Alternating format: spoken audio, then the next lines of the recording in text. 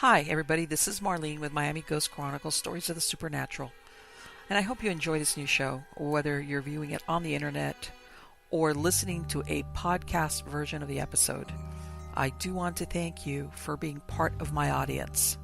You can also find links to videos or podcasts on miamighostchronicles.com, as well as where you can submit your story about any eerie experiences you've had, which I would love to hear about. Just go to the Submit Your Story tab. Please subscribe to our channel so that you receive notification of when we release a new show. And find us on Facebook, Twitter, and Instagram. This is where I usually live stream and where I give you a behind-the-scenes look at locations where new episodes are being filmed at. I also tell you about all the interesting guests that will be appearing soon on Stories of the Supernatural. I hope you enjoy the show, and I think you are all wonderful. Just in case you're one of those people who doesn't know anything about this notorious New Jersey road called Clinton Road, which, by the way, is right next to the Pine Barrens. You've heard of it, the Jersey Devil, but let me go ahead and fill you in about what is the supposed hauntings or eerie and freak accidents that have taken place there.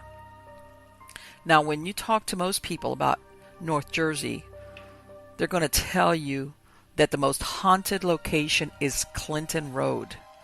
This road has got so many tales, legends, and myths that it's hard to keep track of them. But where you're heading up or down Route 23 into West Milford, you're going to see the road signs for this road.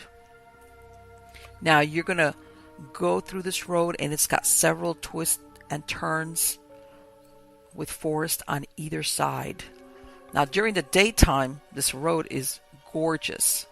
Okay, and a lot of locals use the forest and the lakes nearby for hiking, swimming, fishing.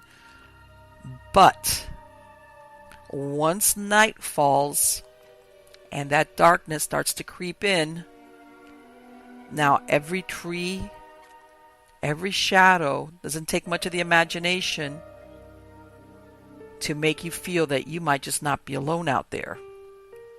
Now, I'm going to go over some of the scariest legends and urban myths that are associated with Clinton Road.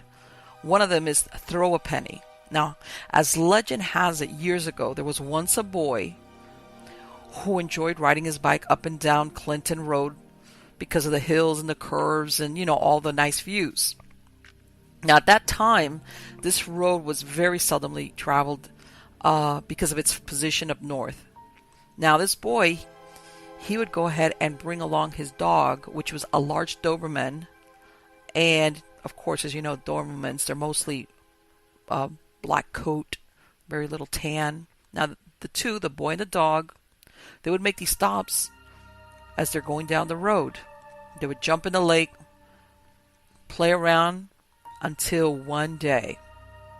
And that's the day that disaster struck. Now, he's traveling on the road with his companion. He makes a stop at a nearby bridge. Okay? By the way, this is not where Dead Man's Curve is at. Now, along comes a large black truck heading west towards Route 23. Reaches the bridge where the boy is standing. Now, this driver who had been drinking starts to drift, hits the boy, causes him to fall from his bike, and he goes into the water where he hits his head on the rocks. Now, the driver, he panics because not only is he drunk, he just killed somebody. So he just drives away and leaves this young boy to drown because, of course, he's unconscious after hitting his head on the rocks. Okay, now the dog, who was very close to the boy, drags his dead body from the water and just stands over the remains of the kid. Now, by the time the police find him, This dog, who's become aggressive because he's probably very fearful, doesn't let anybody near the corpse of this kid. And the police have no choice, but they end up killing the dog. They shoot it. Now, the driver of the black vehicle never found, and the boy's never truly identified. Now, paranormal activity attached to this is supposed to occur around the bridge where this boy was hit. And it says that this boy, every once in a while, is going to manifest if you throw a coin into the stream from the bridge. Now, it's also been said that when you throw the coin in, the boy's going to throw it back at you. Wow. Next one's called the Hellhound of Clinton Road. Now, this has to do with that dog, that Doberman, that was shot because he wouldn't let anybody get next to the boy's body. Okay, now there have been numerous sightings of a large black beast dog with red eyes that has the ability to run as fast as most cars. Now, this hellhound, which is what he's being called now, has been known to chase cars, or ram the sides, and in the blink of an eye, just disappear, vanish, poof, into thin air. Now, hellhounds are known to be used to guard the entrance to the world of the dead, such as graveyards, burial grounds, or they also undertake other duties related to the afterlife or supernatural. Most people believe that because of this, seeing a hellhound or hearing it howl could be an omen of ill fortune, or even worse, a cause for death. And next one is the ghost truck. Now, you're traveling down the road, and so far you haven't seen anything that really scares you. Then without warning, all of a sudden, these bright headlights appear in your rear view mirror. It like almost hurts your eyes to look into the mirror. And all of a sudden, somebody driving a car is coming up close, speeding, trying to run you off the road. Now here you are putting your foot down on the accelerator, you're racing through the curves at superhuman speed, and your heart's thumping. It's almost ready to come out of your chest. Then without warning, it's gone. Now this is what hundreds and hundreds of people have claimed they've experienced when they go down Clinton Road. Now what the truck is, where it comes from, nobody knows. Some have even thought, is this the truck or the person that hit and killed that boy before he went into the bridge? Makes you wonder. Next one is the Iceman. Now back on May 14th, 1983, there's a bicyclist and he's traveling down the road, and now he comes across this really horrible sight of a human body, which later on the remains are identified as belonging to Daniel Deppner. Now, this bicyclist, he runs across this body, this corpse in the woods, and the turkey vultures are already eating this guy.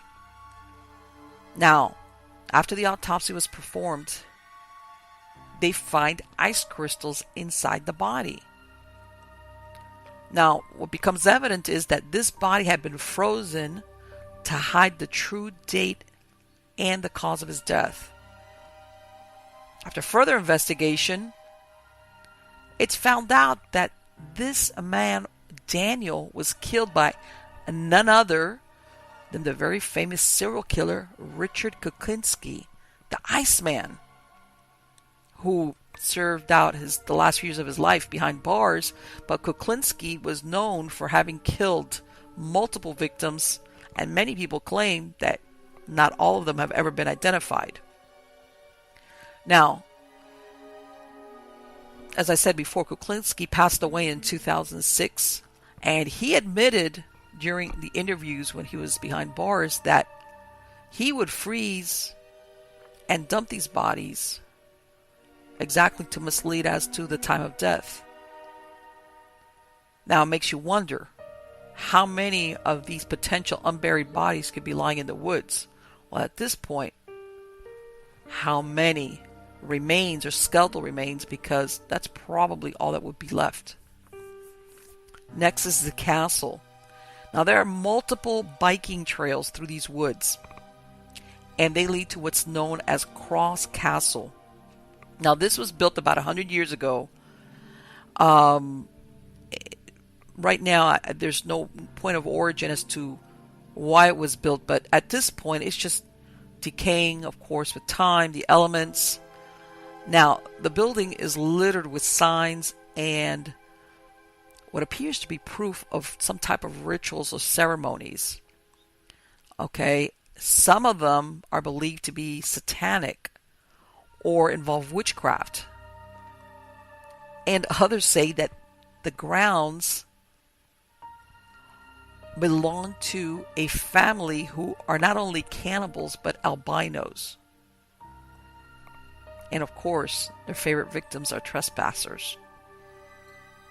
I guess it would be hard to miss a family of albinos out there. Now, Clinton Road has been called the most terrifying road in the United States. Okay, and it's been featured on a lot of shows because there's just so many legends and creatures and so many unexplainable things that have happened out there that at this point, even though a lot of things have been found and identified, apparently not everything is truly known, because every once in a while something new just pops up. And of course there's that very, very stretch which is called a dead man's curve. And why do you think any road would get a name like Dead Man's Curve? Okay, and apparently, like I said, everybody, okay, who doesn't know the other person all retell the same exact story. Okay, and of course, one of the most famous is that young boy. Now he's supposed, like I said, he's supposed to hang out under the bridge. All right, and as you know, if you throw that coin down to him, you're probably going to see some other coins down there. Now, it makes you wonder, do you really want him to throw that coin back at you? Now, just in case, there's a second bridge that's located several miles to the south of Dead Man's Curve. Okay? And this is just above an old stone iron furnace that used to be there at the beginning of the 1800s. And this bridge goes through or over a waterfall. Alright? And that's got its own apparitions that haunt that location. So, when you go through Clinton Road, whatever you do, just make sure that's in the daytime.